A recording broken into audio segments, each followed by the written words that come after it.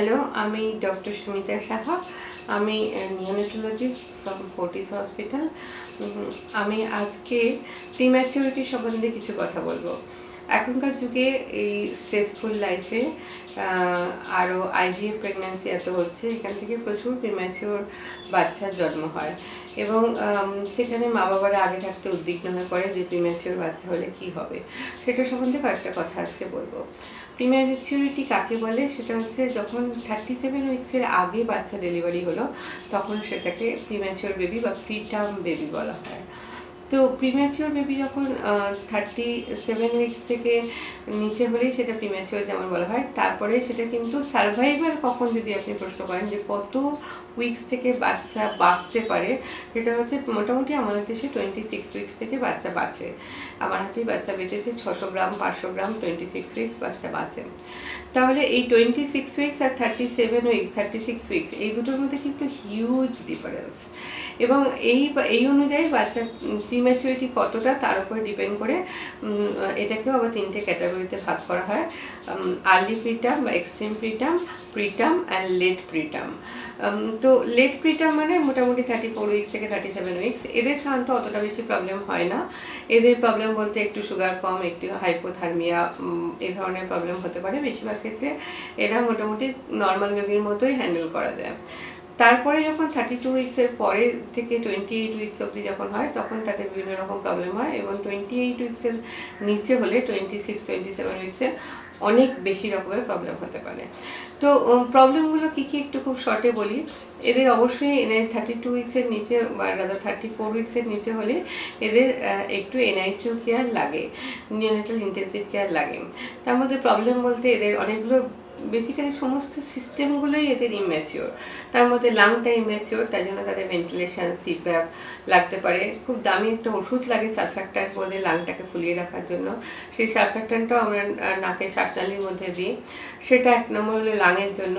তারপরে এদের ফিডিং টিউবটা অর্থাৎ গাট পাইপটা প্রিম্যাচিওর, তাই জন্য এদের ফিডিং টলারেন্স করতে অসুবিধা হয়।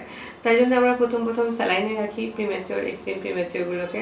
তারপরে আস্তে আস্তে 1 ml 2 ml করে ফিড স্টার্ট করি এবং ফিড টলারেট করছে কিনা বুঝে আস্তে আস্তে বাড়ানো হয়। তারপরে হচ্ছে এদের ইনফেকশনের চান্স বেশি থাকে, এদের বডি ইমিউনিটি পাওয়ারটা কম এবং তার ফলে প্লাস আমরা বিভিন্ন রকম প্লাস্টিক টিউব দিয়ে নাকের মধ্যে টিউব দিচ্ছি, হাতের মধ্যে টিউব দিচ্ছি, নাভির মধ্যে টিউব দিচ্ছি, তার থেকে তাদের বিভিন্ন রকম ইনফেকশন হওয়ার ভয় থাকে। সেই জন্য খুব ভালো করে এনআইসিইউ এনভায়রনমেন্টটাকে ক্লিন অ্যান্ড ক্লিয়ার রাখা ভীষণ ইম্পর্টেন্ট। সেটা প্রত্যেকটা এনআইসিইউই সেটাকে ফলো করে, তার রুলস অ্যান্ড রেগুলেশন ফলো করে।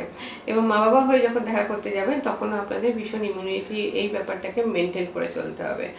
এছাড়াও আরও অনেক রকম প্রবলেম হয়, তার মধ্যে জন্ডিস হয়, অ্যানিমিয়া হয়, ব্লাড ট্রান্সফিউশন দিতে লাগে, চোখের প্রবলেম হতে পারে, ব্রেনের মধ্যে ব্লিড করতে পারে। এগুলো সবই হতে পারে, কিন্তু সেই জায়গাগুলোকে, সেই কমপ্লিকেশনগুলোকে অ্যাভয়েড করে আস্তে আস্তে বাচ্চাটাকে পার করাটাই একজন নিওনেটোলজিস্টের দায়িত্ব এবং কর্তব্য। এবং সেই কর্তব্যটা যত ভালো হবে তত তার লং টার্ম প্রবলেম কম হবে। এই যে লোকের ধারণা প্রিম্যাচিওর হলেই তাদের বুদ্ধি কম হবে, সেটা একদম না। ইভেন 26-27 উইকার নর্মাল কলেজে যাচ্ছে, নর্মাল লাইফ লিড করছে, ইন্টেলিজেন্ট কলেজে খুব ভালো কাজ করছে, সেরকমও আছে। তাদের এনআইসিইউ কেয়ারটা ভালো হতে হবে, তবেই সেটা সম্ভব যে তাদের লং টার্ম কমপ্লিকেশন কম হবে। তো আপনাদের অনেকেরই প্রশ্ন থাকে যে কতটা চান্স অফ সার্ভাইভাল। নর্মালি আমরা বলি যে 32 উইক্সের নিচে হলে চান্স অফ সার্ভাইভালটা অনেকটাই কমে যায়। 32 উইক্সের ওপরে হলে চান্স অফ সার্ভাইভাল অলমোস্ট 90%। এবার 32 উইক্সের নিচে হলে এভরি 2 এর পরে যটা শূন্য তত, মানে 27 উইকারে 70% চান্স অফ সার্ভাইভাল। 26 উইকার হলে কিন্তু সেটা তখন 40% চান্স অফ সার্ভাইভাল হয়।